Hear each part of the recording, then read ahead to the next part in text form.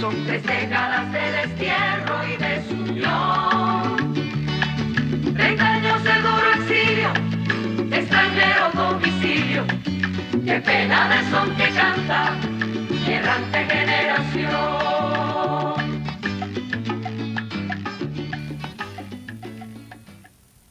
Muy buenas tardes, estimados televidentes, y bienvenidos a un nuevo espacio de Cuba y su historia. Hoy continuamos con la serie que esporádicamente grabamos de personajes o personalidades de la comunidad cubana exiliada.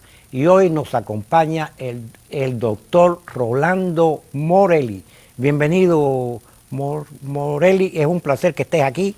Y para beneficio de nuestros televidentes, voy a decir que el doctor Rolando Morelli tiene un doctorado en literatura comparada hispanoamericana. Correcto. ¿Me equivoco? Sí, no. Porque tienes un currículo amplio.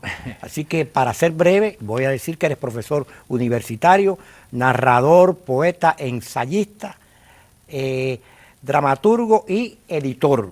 Tiene publicado más de 10 libros que en pantalla lo vamos a ir viendo dentro de poco, que comprende todos los géneros. Tiene poesía, teatro, narrativa, y en la actualidad eres editor general de la serie Dossier, Cuadernos Monográficos, una de tus gestiones intelectuales, para mí, más completas y con un alcance extraordinario, porque estos cuadernos monográficos es historia viva que estás haciendo sobre la literatura cubana, sobre sus autores. Y yo traje uno de estos cuadernos, quiero mostrarlo, que lo he hecho ya otras veces sin que tú precisamente estés aquí. Este fue el dedicado a José Abreu Felipe, pero ya van por 6. Sí, vamos por 6. Ahora, no me gusta decir el último porque siempre hay uno que viene después. El último que se ha publicado es el que dedicamos a Mireya Robles, la novelista, poeta, pintora Mireya Robles, y que vive aquí en la Florida, no en Hollywood, una de las ciudades de la Florida, cerca de Miami. Y el número próximo es el que dedicamos a Orlando Rosardi. Sí, que ya sería el 6º número. Orlando Rodríguez Sardiña, cuyo nombre literario es Orlando Rosardi, poeta de amplia obra, ensayística, sí. Y también tiene obras de teatro. Obras de teatro, sí. Es uno de los tópicos que abordamos con él. Él es un poco renuente a... por un lado, quiere que reconozcan, porque es verdad, ha sido actor. Y de hecho, cuando él recita su poesía, que lo hace muy bien, no todo el mundo recita bien su poesía, pero él recita muy bien su poesía, hay un actor ahí. Tú te das cuenta de que hay un actor. Pero él dice que no, que él solamente, ha publicado una obra de teatro. Él dice una obrita, en realidad no es una obrita. Esa obrita yo le hice un comentario. Magnífica, es una pieza del absurdo, pero muy interesante, sigue siendo interesante porque con el absurdo ha pasado, como tú sabes, que en algunos casos se trató de moda y no de modo. Y en el caso de Orlando, pues hay modo. Es la decir, visita se llama. La visita, correcto. La visita. Sí, se llamó originalmente Damián no sé qué, era un nombre de él Pero mismo. Bueno, mi querido amigo, estamos aquí para conversar del autor, de la persona, del investigador del ser humano, Rolando Morelli. Y para nosotros es un placer que enriquezcas esta serie de personalidades del exilio cubano. ¿Quién es Rolando Morelli? Yo no sé, estoy enterándome todavía. Por ejemplo, cuando me presentabas decías que era poeta y tal vez debo hacer la salvedad, ¿no? Porque tengo un libro de poesía publicado nada más. Pero realmente para mí la poesía va más allá, digamos, del verso. Yo creo que en todo lo que yo hago y en todo lo que escribo tiene que estar la poesía. Es decir, es una manera de acercarse a todo, a la literatura, a la vida, a las experiencias cotidianas de uno, ¿no? Y en ese sentido, pues acepto la etiqueta que me das, ¿no? Pero aclaro que fue un libro juvenil que por cierto es uno de los azares que he tenido en mi vida, que he tenido muchos. Este fue un señor paraguayo. Toda esa especie y podemos relacionarlo luego con uno de los libros míos, el más reciente, ¿no? Este de los cuentos cubanos, argentinos de Cuba, ¿no? Para un editor Aquí español. tengo yo tres libros recientes tuyos. Sí. Bueno, me refiero a los cuentos argentinos de Cuba, ¿no? Que salió con Verbo. Aquí tengo que va a salir, ahorita vemos en pantalla, vamos a ver en pantalla algunas de tus obras, porque no las trajiste todas. No traje todas. Este es anterior, Una mirada abarca poco. Luego tienes... Que es un juego, perdón, con las siglas de la UMAP, UMAP, Una mirada abarca poco. Es decir, que de las tristemente célebres unidades militares de ayuda a la producción. Sí.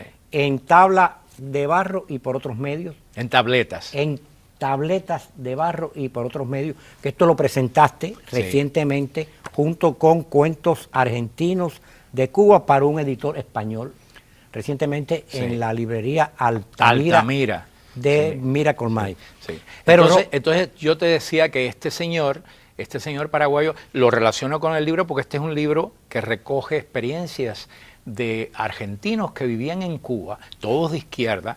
En algunos casos eran hijos de padres que habían desviado aviones y se habían ido, pero luego la experiencia de ellos de vivir en Cuba los desengañó absolutamente de la experiencia de izquierda y terminaron unos en la cárcel, otros se fueron. Con los chilenos pasó igual. Y yo conocí a algunos chilenos, pero tuve más relación con estos argentinos. Pero el paraguayo fue un caso excepcional porque nos conocimos en un encuentro de escritores jóvenes. Yo era posiblemente de los más jóvenes, pero bueno, todos éramos supuestamente escritores jóvenes. Y yo estaba allí, conocí a este señor y yo había ganado un premiecito, vamos a decir así, de poesía. Y este señor se enamoró, se llevó el libro. Mira, Morelli, perdona que te interrumpa, estamos mirando portadas de obras tuyas, bueno, que hay obras infantiles. Sí. La podemos ver ahí, mira, la puedes ver ahí en pantalla, algunas de ellas. Sí. Y así van saliendo. Este es un libro de que las ediciones que yo, de las cuales formo parte, sacó, es un libro para niños que está en español e inglés. Poesía escogida. Esta es una edición que yo hice de la poesía de Emilia Bernal Agüero, una figura hoy olvidada, que está dispersa por todas partes, y fue un trabajo de recopilación, y este es mi primer libro. Algo está pasando. Que es bilingüe. Bueno, esta es una edición bilingüe. Hubo una primera edición que le debo a los Montes Huidobro. Cuando yo recién llegué aquí, ellos básicamente me insistieron tanto que ese libro salió gracias a ellos en Hawái, y luego pues sacamos esta edición. ¿Para qué encontrarte? Esta es otra de las obras, ¿Para qué encontrarte? ¿Para qué contarte, perdón? ¿Para qué contarte? Tú sabes que tú buscas unos títulos bien sugestivos, ¿no? Bueno, ya habías hablado de este libro en tabletas de barro y por otros medios. Que lo tengo aquí, un libro. Y nos lleva de nuevo al tema de los cuentos argentinos de Cuba para un editor español. Bueno, para terminar la idea aquella. Porque quiero que me hables de ti, del personaje, del hombre, del creador. Bueno, entonces este señor se llevó este manuscrito y lo sacó en Paraguay. Yo no me enteré hasta años después, porque nunca llegó a Cuba, no sé. Entonces, en una ocasión, pues el libro me llegó. Esto es infantil. Pedro el Mugroso y sus amigos. Contra Juan el Zorro y sus compinches. Esta es una recreación de un cuento que me hacía mi padre. Y yo lo recreé, ¿no? Pero es un cuento que mi padre me hacía. Hubo una época en mi vida en que mi padre me contaba cuentos, y algunos de esos cuentos pues yo los he recreado, ¿no? Después, por alguna razón eso paró, ya no hubo más cuentos, pero bueno, sigamos la conversación. Bueno, ¿qué más quieres que te diga? No, quiero que me hables un poco de ti, Rolando Morelli, porque mira, eres un investigador muy acucioso, y al principio yo lo decía, estás haciendo historia, estás a través de la literatura, estás dejando una huella que pertenece a la nación cubana. Y lo estás haciendo en exilio, como en su momento lo hizo Félix Varela. Bueno, la comparación te la agradezco. Lo hizo José Martí, Levi Marrero, que hablábamos de él hace unos minutos fuera de cámara. estás dejando esa huella que pertenece a Cuba. Estás haciendo una obra que ya pertenece por hecho a la literatura cubana de todos los tiempos. Te estás sumando a esa, y no estoy, sinceramente, estoy diciendo mi sentir, no te estoy halagando, pero ya tú formas parte de esas obras de un Félix Varela, de un José Martí, de un Leví Marrero, de un, digamos, otros más. Ahora no me viene, estaba pensando en un intelectual cubano muy reconocido que murió en Puerto Rico y no me viene ahora el nombre, pero ya me vendrá. Tú te estás sumando a eso, pero quisiera saber, para beneficio de este programa, de nuestros televidentes, de dónde tú vienes, quién tú eres y cómo te formas y tienes esa pasión. Bueno, mira, Albertini, uno es lo que es y no puede ser otra cosa. Así es que esto es un poco como respirar. Si no respiras te mueres. Nosotros vivimos en el exilio. Ya el exilio supone una ruptura con tu fuente, con tus orígenes. Pero cuando se vive como viví yo y viviste tú y tantos otros en una sociedad totalitaria, castrante, prácticamente se vive ya en un exilio. Es decir, que el exilio, este es el exilio en cierto modo elegido, el otro es el que no elegimos, el que se nos impuso. Entonces, ¿qué pasa? En el exilio aquel de la isla, simplemente tú tratas de sobrevivir y tratas de, si eres creador, pues de crear, etcétera, etcétera. ¿Qué pasa? Cuando vivimos en el exilio, y los cubanos hemos vivido eso de una manera muy peculiar, ¿no? Constantemente se nos está negando el derecho a respirar. Y tú dices que yo estoy haciendo obra. Bueno, yo te agradezco. Yo creo que sí, yo estoy haciendo lo que yo hago, ¿no? Que es escribir. Pero además de eso está la obra esa investigativa, que más que hacer es recoger, para que no se olvide. Por ejemplo, uno de los números del dossier está dedicado al difunto Julio Matas. Ese número tuve la dicha de presentárselo a Julio prácticamente días antes de morir. Y sé que batallaste mucho con el dossier dedicado a Julio Matas, porque ya le estaba enfermo. Ya estaba muy enfermo. Y tú lo frecuentabas. Sí. En los momentos le hice la que él última, te podía sí, y le hice la última entrevista que dio, se la hice yo y está recogida en el dossier. Entonces, Julio fue un hombre muy trabajador desde Cuba, fue actor de televisión, de teatro, por muchos años, es decir, fue fundador de la dramaturgia cubana, como actor y como escritor. Fue poeta, fue narrador, un excelente narrador. ¿Qué pasa? Fue también investigador, fue profesor. Es decir, por tantas vías un hombre como Julio Matas transmitió su sabiduría, su saber, su cubanía, en el mejor sentido de la palabra, y prácticamente hubiera caído en el olvido. Pero por eso yo digo que los dossiers tienden a recoger una especie de compendio que sea a la misma vez ameno, interesante y documentado de lo que ha hecho un individuo en el exilio, e incluso individuos que no han salido de Cuba, pero que han hecho una obra importante para la nación y es decir, para la nación ahora y la nación del futuro. Los dossiers son memoria viva. Sí, exactamente. No se pierde, porque hablabas de Julio Matas, fallecido, muy querido por todos nosotros, y ahí está Julio Matas. Sí. Siempre está y ahí estará. Ya. Estos dossiers son memorias vivas Sí. de los intelectuales cubanos, de los escritores cubanos, que así también se hace historia y así también se hace política, porque también Sí, evidentemente. es la interpretación Sí. del pensamiento de Sí. una época Sí. y las personas que vivieron en esos momentos. Además, la palabra política se ha hecho una palabra muy sucia, pero en realidad la palabra política es una palabra, lo sabemos por su origen griego, ¿no?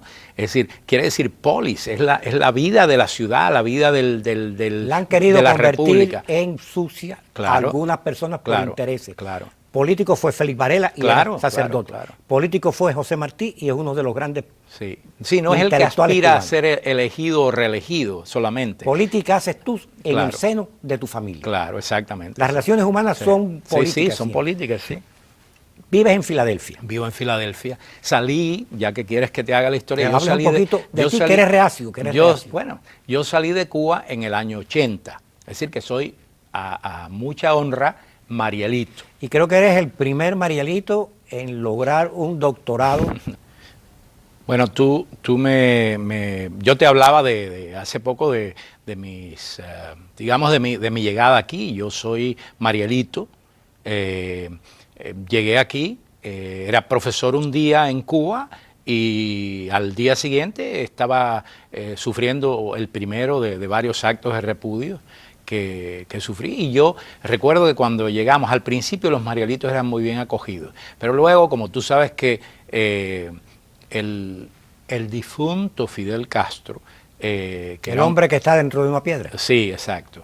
El hombre que tenía el corazón de piedra, realmente era un hombre, bueno, ya lo sabemos todo. Pero él, una manera de disuadir las salidas de Cuba y a la vez de denigrar a las personas que salían fue, pues, exportar personas con enfermedades mentales que estaban en Mazorra y en otros lugares, y eso lo viví yo aquí, no estoy contando algo que me dijeron. Presos comunes que tenían, incluso gente que estaba, presos comunes que habían cometido crímenes y todo ese tipo de cosas. Entonces, cuando yo comencé ya la universidad de nuevo aquí, tratando de reanudar mi vida como académico y demás, tuve una profesora muy buena que me decía constantemente, pero no digas que tú eres Marielito porque tú eres muy diferente, tú no pareces Marielito.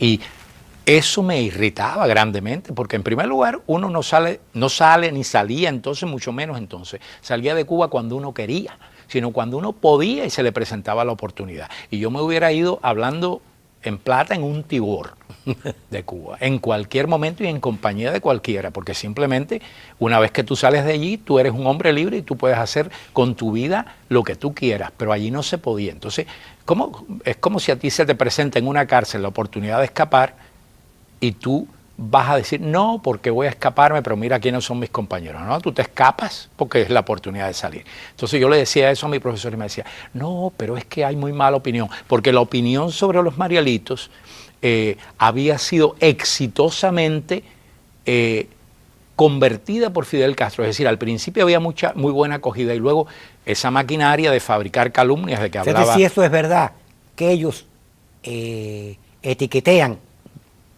desde Cuba a los Marielitos como escoria. Sí, y aquí haciéndolo. se apropiaron de esa Sí, palabra. sí, pero el mismo exilio usó esa palabra para discriminar a algunas personas. Hombre, claro. Y por ejemplo, yo volví a Cuba 16 años después de haber salido. No me permitieron volver antes. Y esos fueron años terribles, porque no había comunicación. Las cartas que yo enviaba a mi familia las interceptaban. Y al punto de que años después me llevaron una vez a Villa Marista y me enseñaron los volúmenes de cartas que mis padres nunca recibieron, que estaban allí. Otros los dejaban pasar, en fin, ese tipo de juego, ¿no? Cruel, innecesario, ¿no? Porque tú desarrollaste una labor intelectual muy fuerte y ellos le temen mucho. Bueno, será eso, pero... a esa labor que personas como tú, otros como tú, pues han realizado, porque eso sí deja huella, eso sí deja rastro. Bueno, déjame decirte que como mismo pasaba esto con esta profesora, después me fui dando cuenta de que pasaba en otros ámbitos igual. Es decir, no digas que esto, no digas que lo... No, a mí no me fabrica nadie. A mí esa cosa de que es lo que hacen los sistemas totalitarios, y el sistema totalitario cubano ha sido especialmente fructífero en crear todo tipo de yo enseñaba una clase en la Wharton School, Business School, en la Universidad de Pensilvania. Enseñé unos cursos de literatura que tenían, y entonces allí conocí a un señor que me dijo que él había estado, es decir, ya esto en una conversación ya después que nos conocíamos y todo eso, y me dijo que él había sido miembro del Stasi y de la policía secreta alemana. Cuando me dijo eso, figúrate, aunque ya nos conocíamos y yo, el hombre parecía una persona, y me dijo, no, pero yo fui solamente técnico, me decía. Hablaba un español, por eso fue que nos acercamos, porque hablaba un español, bueno, tenía más acento habanero, digamos, que entonces parecía más cubano que yo en ese sentido.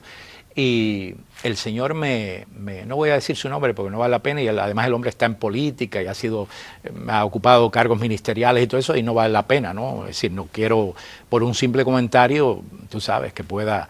pero el hombre me dijo que él había aprendido español en Cuba. Y yo le dije, sí. ¿Y qué hacías? No, yo era técnico y asesoraba al ministerio. El ministerio todos sabemos cuál era, la seguridad del Estado. Y entonces me dice que, yo le pregunto, ¿no? Una de las cosas le dije, fulano, ¿no? Fulano, pero ¿y qué tal los estudiantes? Pensando que no me iba a decir nada, y me dijo, en la frase literal, superaron con creces a sus maestros. Bueno, los servicios de inteligencia del castrismo, aún en la actualidad, a pesar del deterioro que ha sufrido, está considerado el tercero más eficiente que hay en el mundo hoy en día. Y eso lo leí recientemente, yo no estoy sobre todo en la nada. propaganda. Es decir, pueden realmente construir y deconstruir una figura, el prestigio de una persona. Pero mi estimado Rolando Morelli, volvamos a ti. Eres de Camagüey, pero hay algo, naciste en Europa. Sí, pero prefiero que hablemos del Rolando Morelli, ¿cómo se llama? Que ha vivido más años aquí que los que viven en Cuba, porque porque quiero dejar eso para unas memorias que están, y a lo mejor podríamos hacer un programa y entonces ahí sí hablaría de todo eso.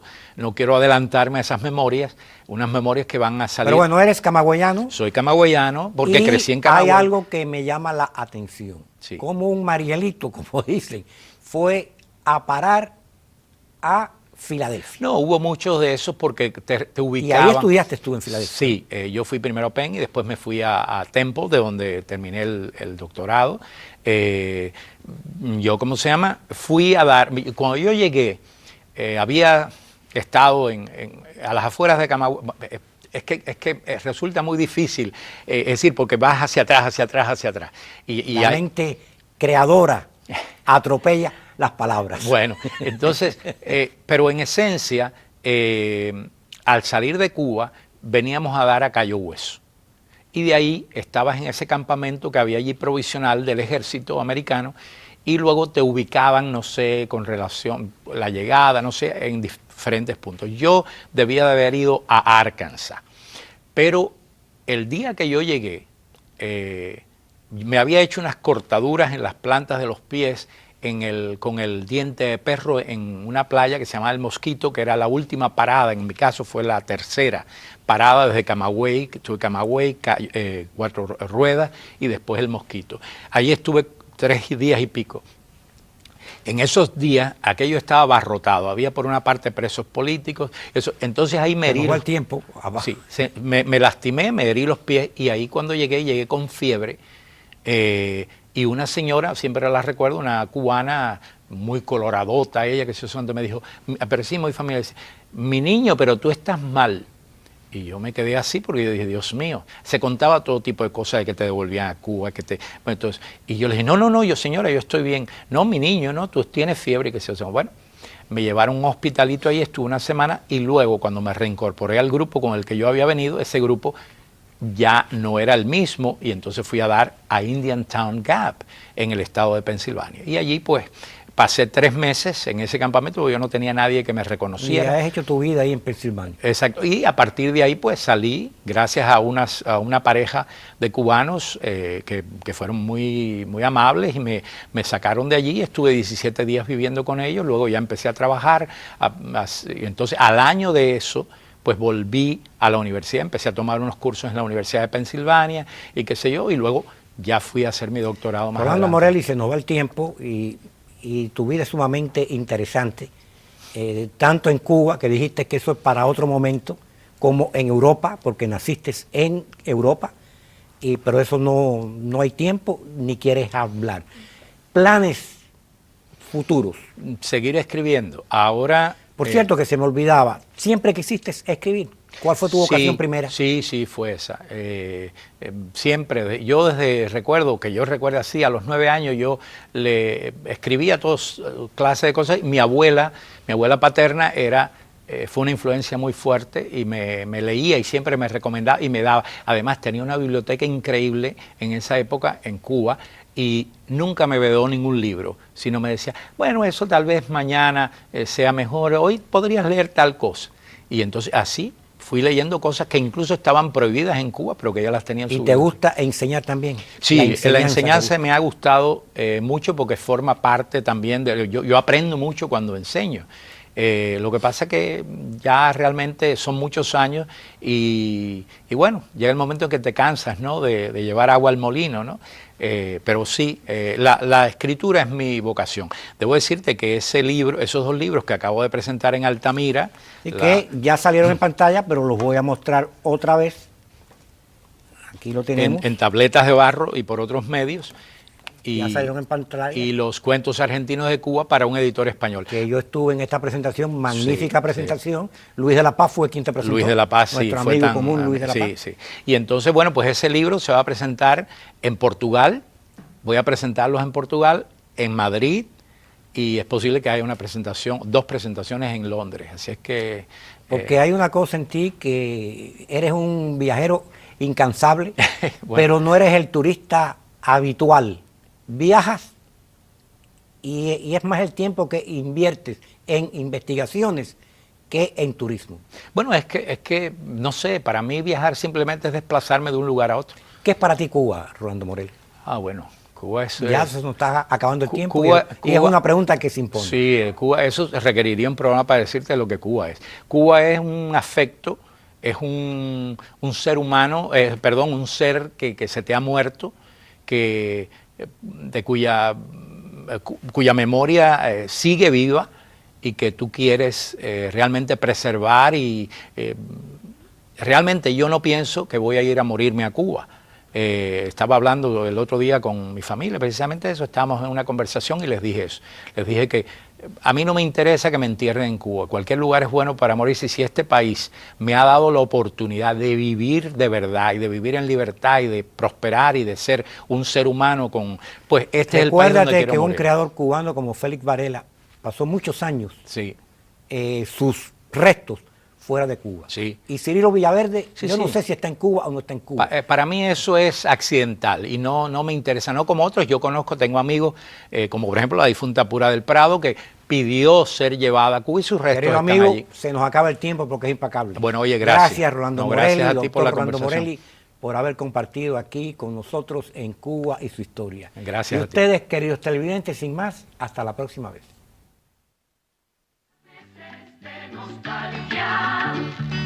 Son 3 décadas de destierro y desunión, 30 años de duro exilio, de extranjero domicilio. Qué pena de son que canta mi errante generación.